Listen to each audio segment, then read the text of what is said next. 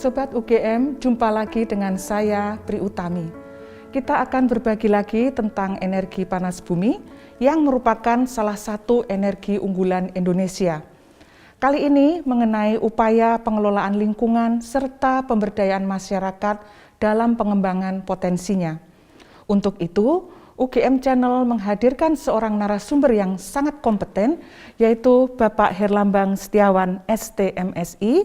Bapak Herlambang Setiawan adalah alumni Departemen Teknik Geologi Fakultas Teknik Universitas Gadjah Mada yang pada saat ini menjabat sebagai analis kebijakan ahli muda pada Direktorat Panas Bumi, Direktorat Jenderal EBTKE, Kementerian Energi dan Sumber Daya Mineral Republik Indonesia. Selamat datang di kampus UGM, selamat datang di UGM Channel, Pak Herlambang. Siap, Ibu. Apa kabar?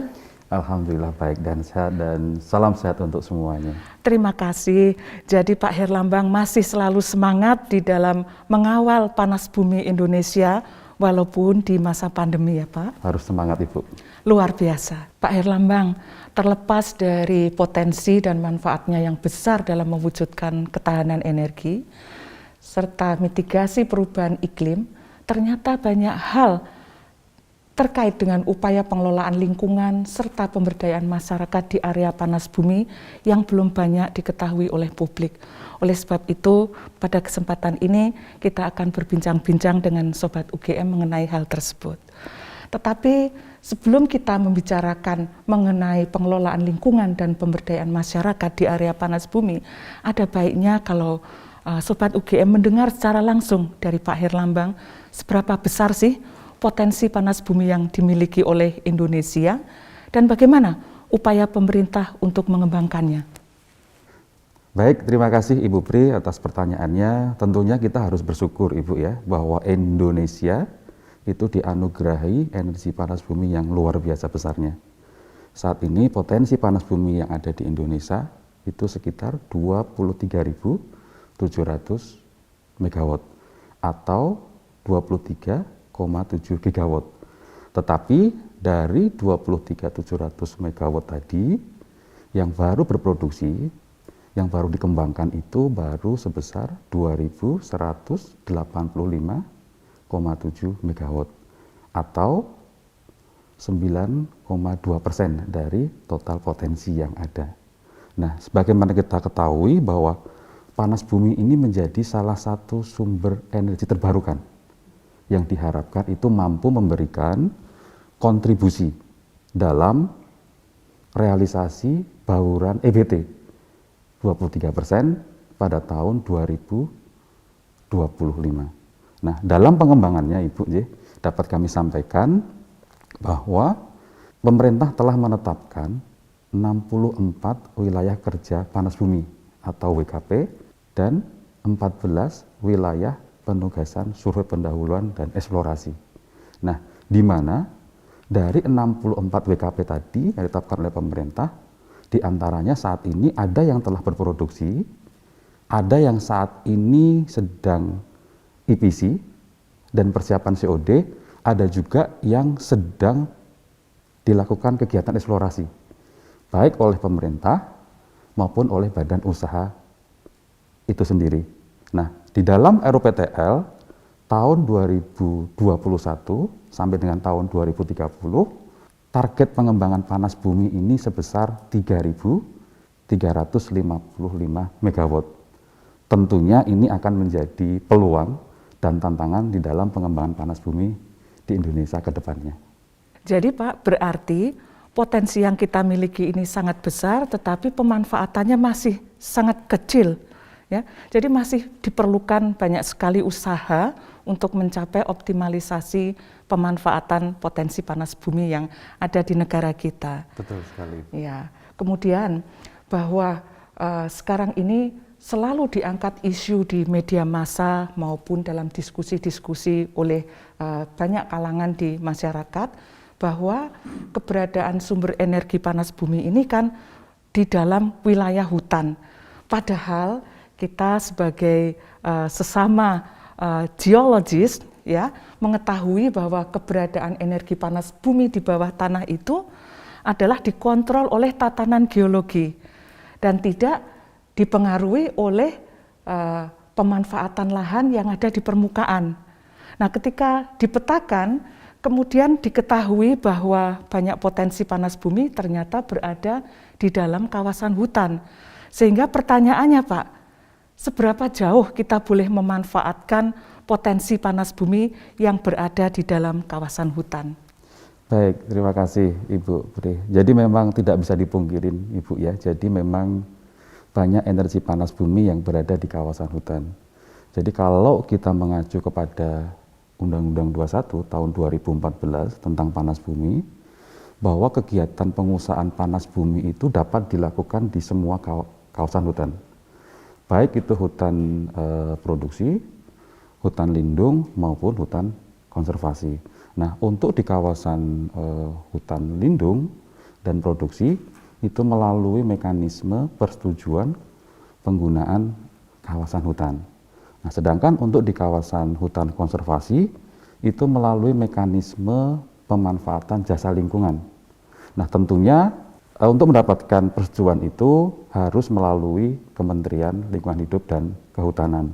Nah, di dalam peraturan Lingkungan Hidup dan Kehutanan dijelaskan bahwa untuk hutan konservasi itu hanya dapat dilakukan atau dilaksanakan di zona pemanfaatan kawasan pelestarian alam, yaitu seperti Taman Nasional, lalu Taman Hutan Rakyat, dan Taman Wisata Alam.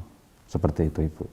Oh, jadi panas bumi masih dapat ya dimanfaatkan walaupun berada di dalam kawasan hutan, namun demikian ada rambu-rambunya ya. Betul, Ibu. Bahwa pemanfaatan panas bumi tidak boleh mengganggu fungsi hutan-hutan itu sendiri. Betul. Begitu Ibu. ya, Pak. Betul, Ibu. Baik. Nah, kemudian Pak, di dalam setiap aktivitas pembangunan nih, termasuk pembangunan potensi panas bumi atau pengembangan potensi panas bumi, tentu aspek-aspek kesehatan, kemudian keselamatan kerja dan lindung lingkungan atau kita singkat dengan K3LL itu harus selalu dikedepankan. Nah, saya punya banyak pertanyaan Pak soal hal ini. Ya, yang pertama, bagaimana pemerintah itu menjamin bahwa aspek K3LL itu akan pasti diterapkan di dalam setiap operasional pengembangan lapangan panas bumi? Wah, baik Ibu. Tentunya kita berharap Bu ya, setiap kegiatan pengusahaan panas bumi itu berjalan dengan aman, Bu. Selamat dan terhindar dari kejadian berbahaya, kecelakaan dan atau mencegah terjadinya pencemaran dan atau kerusakan lingkungan. Nah, saat ini Kementerian SDM telah menerbitkan Ibu ya, ini permen baru, Permen SDM nomor 33 tahun 2021 yang mengatur terkait dengan K3LL dan kaidah keteknikan panas bumi untuk pemanfaatan tidak langsung. Nah, dengan terbitnya peraturan ini, Bu, harapannya ke depannya pada saat melakukan kegiatan pengusahaan panas bumi tidak terjadi lagi yang namanya kejadian berbahaya, lalu kecelakaan, atau terjadinya pencemaran dan atau kerusakan lingkungan. Nah, berkaitan dengan pelindungan dan pengelolaan lingkungan hidup, dalam setiap kegiatan pengusahaan panas bumi, badan usaha itu harus mempunyai atau memiliki persetujuan lingkungan terlebih dahulu, Bu. Jadi kalau misalkan badan usaha itu melakukan kegiatan eksplorasi atau dia melakukan kegiatan eksploitasi dan pemanfaatan, maka dia harus mempunyai persetujuan lingkungan hidup. Nah, itu diterbitkan oleh instansi yang menangani pelindungan dan pengelolaan lingkungan. Nah, tentunya hal ini menjadi rambu-rambu, Bu. Jadi kalau badan usaha itu belum mendapatkan persetujuan lingkungan, maka mereka tidak boleh melakukan aktivitas di lapangan.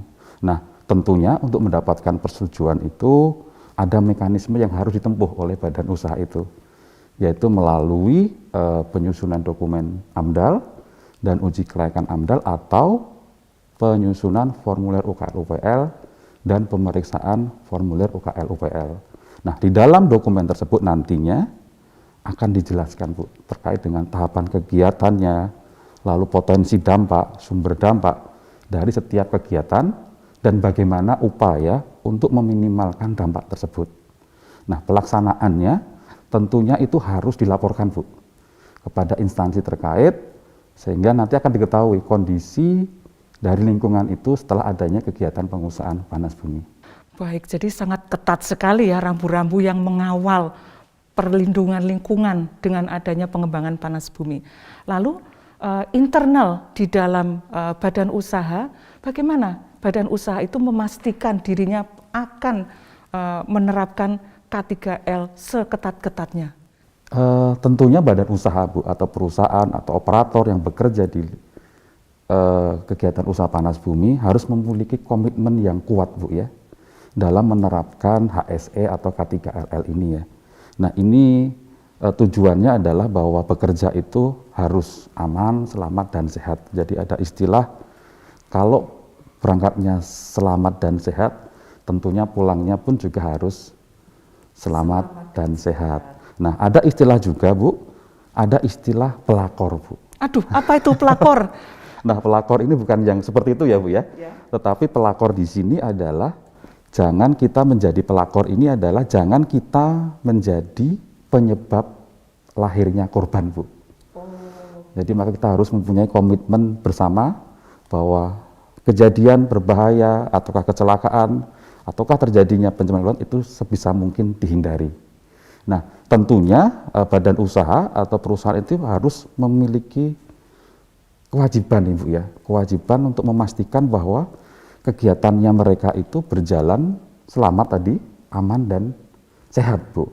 Nah, hal-hal apa saja yang dilakukan oleh badan usaha itu diantaranya yang pertama bahwa mereka harus menetapkan kebijakan K3LL, Bu, dan keteknikan panas bumi sesuai dengan ketentuan peraturan perundang-undangan, dan itu menjadi komitmen bersama untuk diterapkan oleh setiap pekerja yang berada di wilayah kerja tersebut.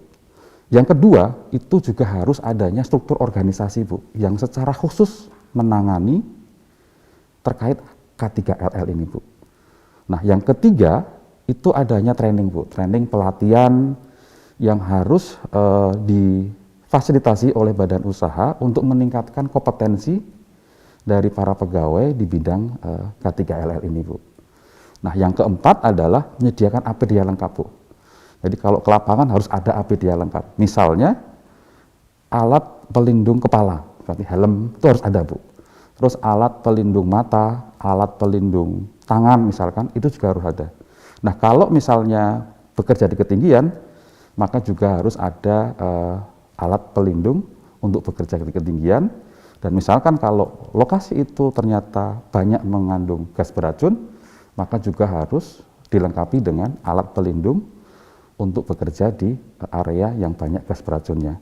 Nah, selanjutnya dalam rangka untuk memastikan fungsi dari peralatan dan instalasinya, badan usaha harus memastikan, Bu, bahwa instalasi dan peralatan yang digunakan nantinya dalam kegiatan panas bumi ini harus layak fungsi. Dan teknik yang digunakan juga harus lulus uji, Bu.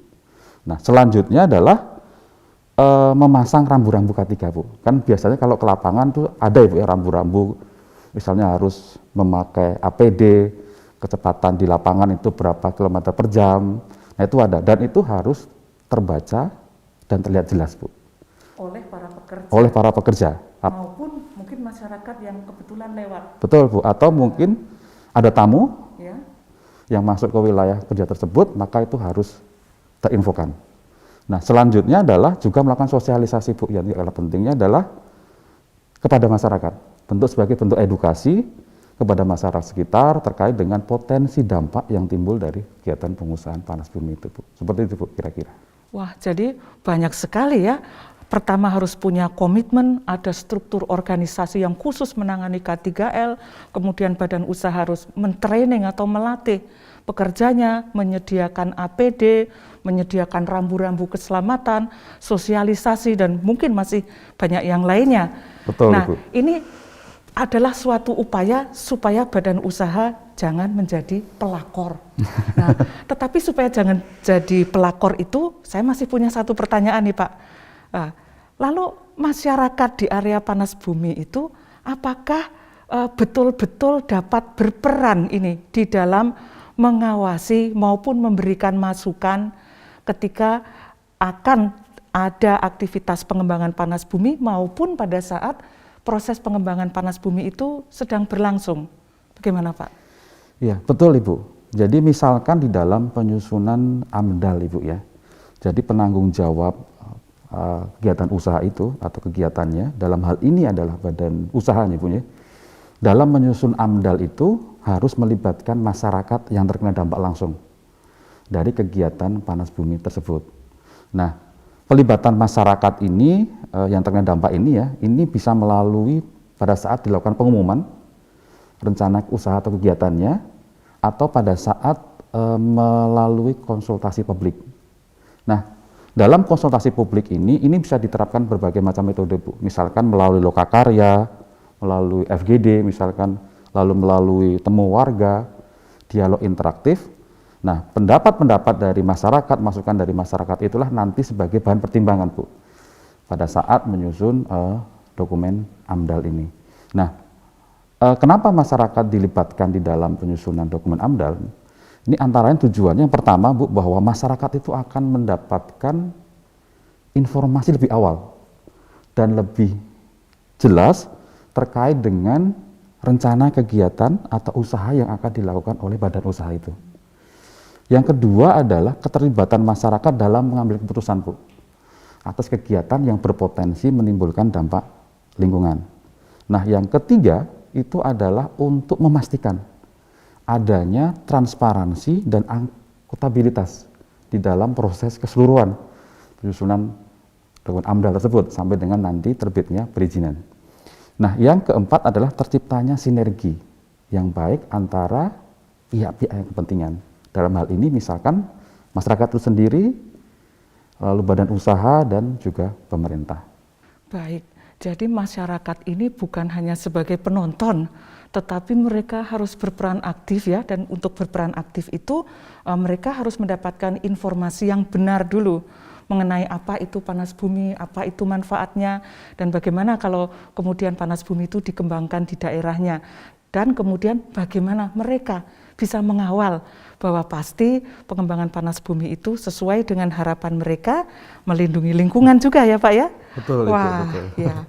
Nah, Sobat UGM, tentu ingin kita tahu apa saja sih keuntungan yang akan didapat oleh masyarakat dengan dikembangkannya energi panas bumi di sebuah daerah. Silakan Pak. Baik Ibu, jadi kalau kita melihat bahwa karakteristik panas bumi ini kan berbeda dengan energi yang lain Bu, di mana ini tidak dapat dipindahkan ke daerah lain, sehingga harus dimanfaatkan di situ. Nah, tentunya ini akan membuat pemanfaatan energi panas bumi ini akan berdampak langsung terhadap pengembangan daerah tersebut. Nah, mulai dari pembangunan infrastruktur, misalkan dari pembangunan jalan, jembatan, dan infrastruktur ketenaga listrikan. Nah, tentunya juga ada penyerapan tenaga kerja lokal Bu, ketika memang ada proyek pengembangan panas bumi di daerah tersebut.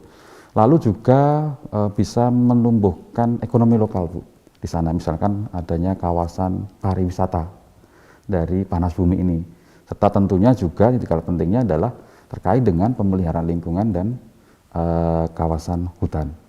Nah, kalau kita melihat Bu, bahwa selain tadi yang kami sampaikan di awal bahwa itu adalah manfaatnya, ada juga manfaat dari program pengembangan dan pemberdayaan masyarakat atau PPM yang dilakukan oleh badan usaha.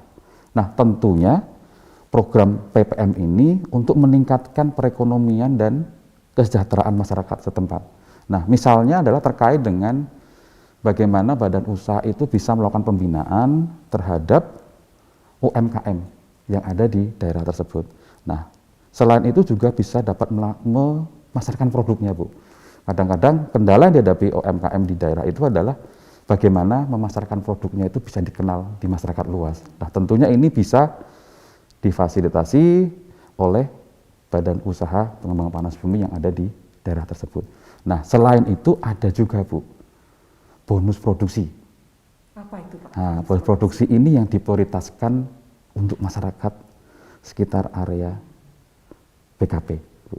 Bapak itu tadi baru saja menyinggung soal bonus produksi. Tentu Sobat UGM dan masyarakat luas ini kepingin tahu sebetulnya siapa sih yang menentukan bonus produksi dan bagaimana mekanisme penentuan besaran bonus produksi itu, atau kurang lebih kasarannya itu cara menghitungnya itu seperti apa, Pak? Baik, Bu. Jadi pertama bahwa bonus produksi ini merupakan amanat dari Undang-Undang 21 tahun 2014, Bu. Nah, bonus produksi ini sebenarnya adalah merupakan kewajiban, Bu. Jadi merupakan kewajiban keuangan yang dikenakan kepada badan usaha. Nah, badan usaha di sini adalah ada pemegang izin panas bumi, ada pemegang kuasa pengusahaan, ada pemegang kontrak, dan ada pemegang izin pengusahaan sumber daya panas bumi, di mana ini dikenakannya pada saat mereka sudah berproduksi, Bu. Nah, dikenakannya dari apa? Dari pendapatan penjualan uap panas bumi atau listrik panas buminya. Nah, berapa nilainya? Nilainya adalah sesuai dengan PP 28 tahun 2016, bahwa kalau badan usaha itu menjual uap panas bumi, maka dia dikenakan sebesar 1% dari pendapatan kotor atas penjualan uap tersebut, Bu. Nah, kalau badan usaha itu menjual listrik, maka dikenakan 0,5% dari pendapatan kotor atas penjualan listrik tersebut. Lalu mekanisme penyalurannya ini bagaimana, Pak? Kemudian peruntukannya untuk apa saja yang diperbolehkan di dalam menggunakan dana dari bonus produksi itu, Pak? Baik, Bu. Jadi bonus produksi ini, Bu, ya, ini langsung disetorkan kepada kas daerah, Bu. Kas daerah itu artinya kas dari pemerintah daerah. Daerah, betul, Bu. Daerah penghasil, Bu. Ya. Daerah penghasil, ya. Nah, itu berbeda mekanismenya dengan kewajiban pembayaran PNBP, yang itu harus melalui pemerintah pusat. Nah, kalau bonus produksi ini itu langsung disetorkan, Bu, kepada kas atau rekening pemerintah daerah penghasil dalam hal ini, Bu. Lalu kalau misalnya ini, Pak, mohon maaf saya potong sedikit, ya. Kalau suatu lapangan panas bumi itu berada di dalam lebih dari satu wilayah administrasi, bagaimana, Pak, bonus produksinya? Baik, Bu. Jadi kalau wilayah kerja itu di dalam satu kabupaten misalkan atau dalam satu kota, maka bonus produksinya itu langsung disetorkan, Bu, 100% kepada kabupaten atau kota tersebut. Nah, tetapi kan kadang-kadang wilayah kerjanya itu melingkupi misalnya 2 atau 3 kabupaten atau kota. Nah, tentunya ada mekanisme untuk membagi itu, Bu. Dari yang disetorkan oleh badan usaha kepada pemerintah daerah itu harus kita hitung, Bu, persentase masing-masing dari kabupaten atau kota tersebut. Nah, di dalam Permen ESDM nomor 23 tahun 2017 itu telah diatur, Bu, bagaimana menghitung mekanisme persentase daerah penghasil ini. Tentunya didasarkan kepada parameter dan bobot penilaian. Nah, bobot penilaian ini atau parameter dan bobot penilaian ini meliputi luas wilayah kerja, itu bobotnya itu 20%, Bu. Jadi kalau nanti ada 2 kabupaten misalkan di dalam area itu, maka kita hitung mana yang paling luas atau yang lebih kecil siapa. Jadi nanti kita hitung bisa kita hitung persentase untuk wilayah kerja tersebut. Terus yang selanjutnya adalah infrastruktur produksi itu 30%, lalu ada infrastruktur penunjang itu 20%, dan yang terakhir adalah realisasi produksi itu adalah 30%. Nah, peruntukannya tentunya ini diprioritaskan, Bu, untuk mendukung atau meningkatkan program kesejahteraan lalu perekonomian dari masyarakat setempat. Tentunya pendidikan lalu kesehatan juga menjadi prioritas penggunaan dari dana bonus produksi tersebut. Nah, dengan adanya bonus produksi ini diharapkan, Bu, terwujud kondisi yang kondusif terutama, Ibu, ya, antara badan usaha lalu pemerintah dan masyarakat di daerah penghasil, dan mendorong rasa memiliki, Bu, ya, jadi sense of belonging terhadap area pengusahaan panas bumi di wilayah tersebut. Nah, kalau tadi Ibu menanyakan bagaimana terkait dengan akuntabilitas penggunaannya. Nah, karena ini sudah disetorkan kepada pemerintah daerah, Bu, ya, tentunya perlu diatur Bu mekanisme penggunaan bonus produksi ini agar dikelola tepat sasaran, lalu akuntabel, transparan, dan tentunya berkeadilan Bu. Nah, saat ini telah ada Bu, beberapa pemerintah daerah sebagai daerah penghasil itu yang sudah menetapkan terkait dengan penggunaan bonus produksi ini di dalam peraturan daerahnya Bu, ataukah melalui peraturan bupatinya misalkan seperti itu ya. Nah, terkait besaran alokasi pemanfaatannya dan prioritas penggunaannya yang tentunya ini tidak harus sejalan Bu, harus sejalan dengan prioritas pembangunan di daerah setempat. Seperti itu Bu. Oh ya, jadi bonus produksi itu disetorkan langsung kepada kas pemerintah daerah. Betul, dan kemudian jika ada lebih dari satu wilayah administrasi kabupaten atau kota, maka ada pembagian yang jelas sesuai dengan area yang dimanfaatkan untuk panas bumi atau persentase area yang dimanfaatkan untuk pengembangan panas bumi. Kemudian penggunaannya sangat jelas, seyogianya itu adalah untuk mendukung pemberdayaan masyarakat berbasis panas bumi yang ada di situ ya Pak ya. Betul, nah, betul. Tapi apakah selama ini masyarakat itu sudah tahu bahwa ada bonus produksi, khususnya masyarakat yang tinggal di area panas bumi?